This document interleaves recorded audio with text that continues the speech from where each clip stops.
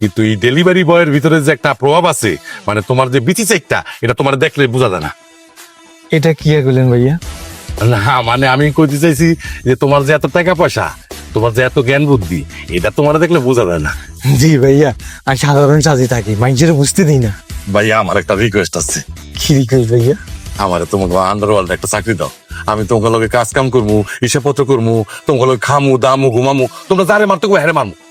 ভাইয়া আমরা আন্ডার হলে তো বক্সার বেশি, আমরা এমন কোনো মারামারির কাম করি না যে আমরা চাকরি দিকে এতেরে মার ওতেরে মার। বুঝছি, এটা তো আমি কথা কথা কইছি। ভাইয়া তুমি যদি একটু নরম হইতা তাহলে আমার চাকরিটা হইতো। আমার এই জেলখানার জীবন আর ভাল লাগে না। জামিনে বেরিয়েছি, চাকরি বাকরি করে মামলাগুলি খালাস করতাম।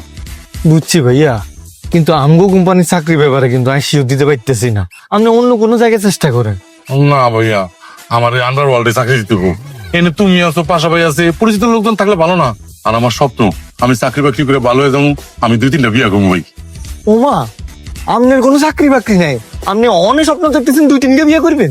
হ ভাই, আমার স্বপ্ন আমি 3টা বিয়া করবো, 3 বউ লয়ে এক বাসা থাকবো, 3 বউ 3 রুমে থাকবো।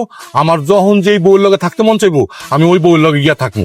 আর যদি কোনোদিন 3 বউয়ের লগেই ঝগড়া থাকে তাহলে আমি ড্রয়িং রুমে গিয়ে ঘুমাবো। বলেন কি ভাইয়া? আচ্ছা ভাইয়া ধরিল কোনো একদিন আপনি 3 বইয়ের লগে ভালো আমি 3 বই কইলো আজকে আমার লগে থাকবা, এদিন কি করবেন? এটা তো ভাবি নাই।